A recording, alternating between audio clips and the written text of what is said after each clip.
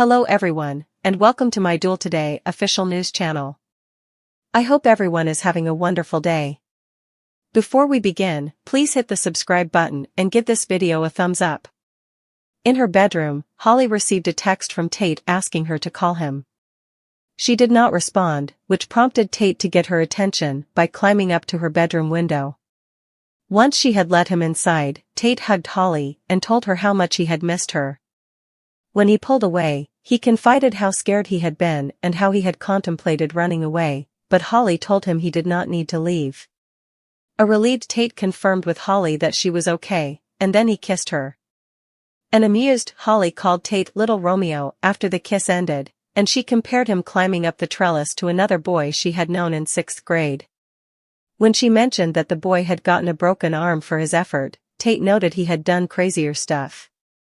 She did not doubt his assertion, but wondered what he was doing there. Tate said she hadn't responded to his messages, and since he didn't have carrier pigeons, he had felt he was out of options. Holly explained that she didn't know what to say to him and said she was sorry. Tate told Holly that she should not be sorry, but Holly continued that she was ashamed and embarrassed because she had taken the drugs even though he had warned her against it. Tate asked if not listening to him was the only reason she was sorry, and Holly asked what else she should have been sorry about. He filled her in on what had happened while she had been in the coma, including EJ blaming him for her overdose, having him arrested, and then sending him to the rehab facility. Holly said she'd had no idea, and Tate pleaded with her to help him by telling the truth and taking responsibility for the drugs.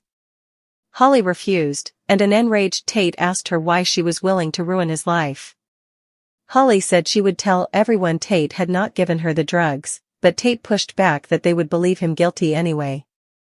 Holly explained how she had overheard her mom say she would be disappointed if Holly had taken drugs intentionally and that her mom would blame herself. Holly affirmed that she could not watch her mom fall apart again.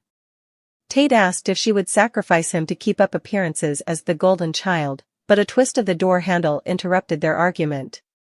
A barely conscious Wendy and Tripp talked about getting married for real at a chapel on the beach. Wendy, head reclined on Tripp's shoulder, whispered that she loved their vows, but they hadn't gotten the chance to do them properly. She recited the traditional vows as she struggled to stay awake. They then imagined buying a house in the countryside and having 2 kids. After they exchanged declarations of love, a groggy Tripp recited a prayer as Wendy appeared to lose consciousness. A tied-up Ava chastised herself for believing Clyde's lies and struggled to get free. Steve and John arrived and were quick to rage at her for messing up the plan. As they untied her, Ava told them that Goldman had claimed Tripp was near death. She moaned how it was all her fault, but Steve cut her off and said he would not accept that his son was gone. Back at the apartment, Steve and John insisted that they needed to get the police involved. John called Rafe and told him about the hostage video.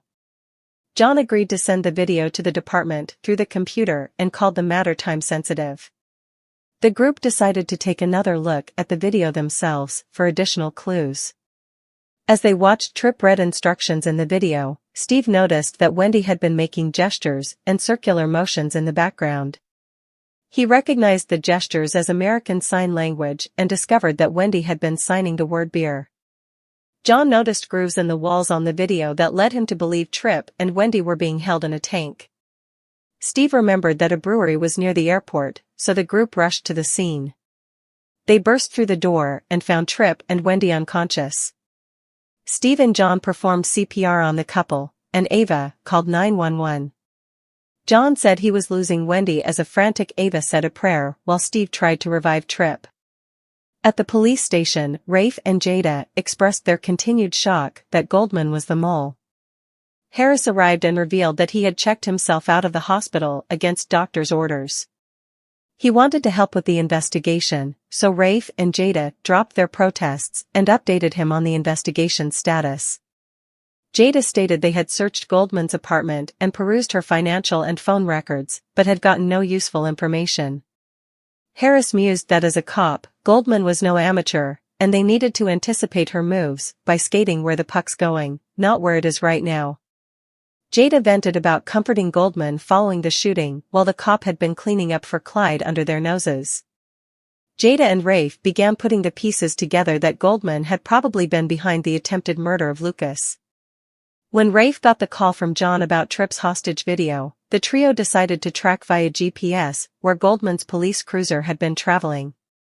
They, too, figured out that Tripp and Wendy were likely being held at the brewery, so Harris and Rafe headed to the site.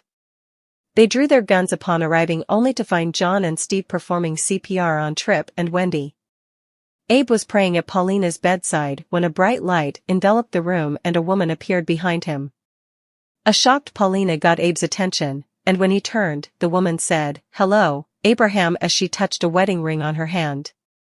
A confused Abe asked if the woman knew him, and she responded, "Of course." Abe wondered if he was hallucinating, but Paulina quickly responded in awe, "It's you, Lexi." Paulina introduced herself and said she had seen pictures of Lexi. After asking Lexi if it was time, Paulina explained to Abe that Lexi was his first wife and that they had a son together. Abe remembered reading about Lexi but had thought she was dead.